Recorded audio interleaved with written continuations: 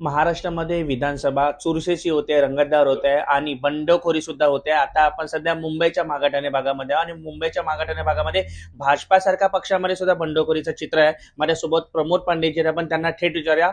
Sir, ऐसा क्या हुआ कि आपको अपक्ष लड़ने पे आप मजबूर हो गए? देखिए, ये भारतीय जनता पार्टी के कार्यकर्ताओं की मांग है और यहाँ के लोकल लोगों की भी मांग है कि प्रमोद पांडे को चुनाव लड़ना चाहिए। इस प्रकार से विधायक का यहाँ पे लगातार से अब्सेंट रहना और जनता के बीच में न जाना, इस प्रकार की मांग को पैदा किया कि विधानसभा में भारतीय जनता पार्टी का कोई भी कार्यकर्ता अगर आता है तो उसके भारतीय जनता पार्टी के चाहने वाले कार्यकर्ता भारतीय जनता पार्टी को समर्थन देंगे और एक अच्छा उम्मीदवार चुनकर विधानसभा में आएगा। 2024 के इलेक्शन में जब 23 तारीख को रिजल्ट आएगा तो एक चौंकाने वाला रिजल्ट मागाथानी विधानसभा के लिए होगा कि एक अपक्ष उम्मीदवार मागाथानी को चुनकर दे रहा है। अगर बात करें तो हमने खुद MS24 ने सर्वे किया था, वहां पे हमने दबी दबी आवाज में असंतोषी देखी थी स्थानिक आमदार के प्रति, लेकिन ये कदम कोई उठा नहीं रहा था। क्या आपको लगता है कि आपने जो कदम उठाया बहुत सही है? मेरा कदम बिल्कुल सही है और निश्चित ही भारतीय जनता पार्टी का यह कार्यकर्ता जीत कर आएगा और अपने नेता देवेंद्र फडणवीस को मजबूत करेगा और अपने प्रधानमंत्री जी को बल देगा, उनके सबका साथ सबके विकास के कार्यों में बल देगा और जनता के बीच होगा।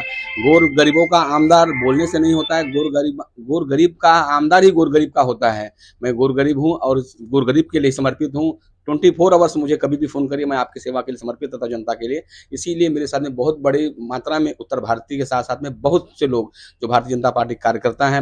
मैं सिर्फ़ एक उत्तर भारतीय समाज से ही नहीं हूँ, मैं मुंबईकर हूँ, मागाथानी विधानसभा सुपुत्र हूँ। मेरे साथ में सभी लोग मेरे साथ में हैं और मुझे अभी मेरे घर पे सुबह तांता लगा हुआ था बधाई देने का, फूल लेके, गुलदस्ता लेके, कोई मिठाई लेके आ रहा है, कोई कुछ लेके आ रहा है कि पांडे जी आप लड़ाई लड़ो, आप संघर्ष करो, मैं आपके साथ में हूँ। निश्चित ही विजय हमारी बड़े अंतराल से होगी। मैं कहता हूँ कि 10 से 15,000 के बीच में मैं चुनाव जीतूंगा। तो पांडे जी, आपने जो आत्मविश्वास दिखा वो बहुत काबिले तारीफ है, लेकिन बात यह है कि आप महाविकास आघाड़ी के महायुति के घटक हो, तो ऐसे में बीजेपी और शिवसेना शिंदे गठ अकेले होने के बावजूद आप ये कदम उठा रहे हो। देखिए, मैं अकेला नहीं हूँ।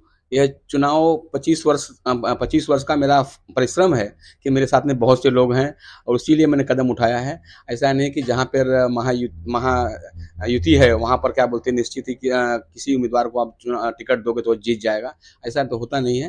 कार्यकर्ताओं का भी मन भी रखना चाहिए, विश्वास रखना चाहिए, ऐसा मैं मानता हूँ। इसीलिए कार्यकर्ताओं का आवाज़ था, भले वो आज क्या बोलते हैं मेरे साथ में खुलकर नहीं हो, लेकिन इनडायरेक्टली वो मेरे साथ में है। जब चुनाव का रिजल्ट आएगा 23 तारीख को तो आप देखेंगे कि मागाथाने में एक अच्छा वातावरण तैयार हुआ, भय मुक्त वातावरण होगा, एक स्लम मुक्त मागाथाने होगा।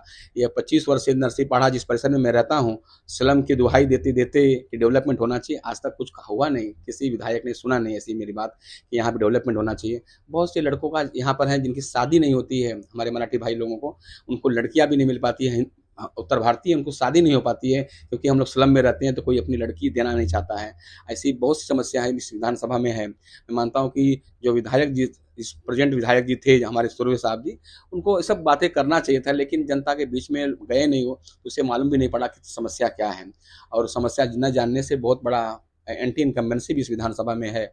आपने लोगों को सर्वे किया होगा तो आपको मालूम हो भी होगा कि एंटी इनकम्बेंसी इस मागाथानी विधानसभा में चल रहा है। नेपाली जी, आपसे भी सुनना चाहेंगे और समझना चाहेंगे कि मागाठानी की स्थानिक समस्या क्या है, जिस समस्या के आधार पर आप जो है वो चुनाव लड़ने वाले हो। देखिए, मागाथाने की बेसिक समस्या तो स्लम मुक्त होना चाहिए। स्लम होना बहुत बड़ा पट्टा स्लम का है।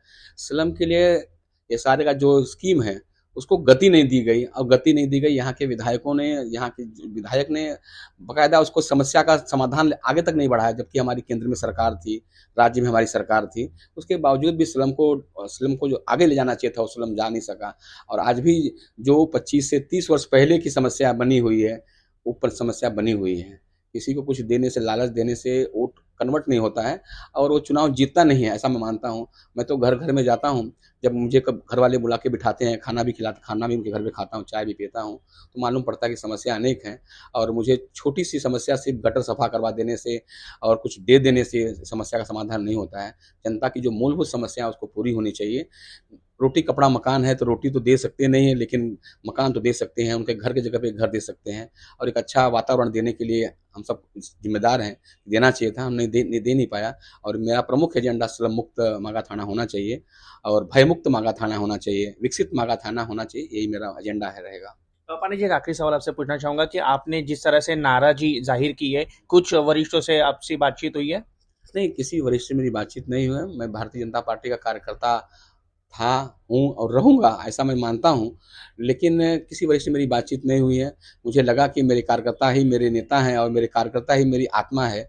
उनकी आवाज़ ही मेरी आवाज़ है। इस बात को मानते हुए मैंने चुनाव का नामांकन दाखिल किया हूँ। तर हे होते पांडेजी. त्यांनी सांगितले की भयमुक्त मागाठाणे करण्यासाठी आणि विकासाच्या मागाठाण्यासाठी आम्ही जो आहे हा विधानसभेचा अर्ज दाखल करतोय आणि काही असू दे, हा उमेदवारी अर्ज दाखल केल्यानंतर आम्ही जिंकणार आणि पुढे जाणार. मी सुनील जोटिंगे, MS24 स्पेशलसाठी.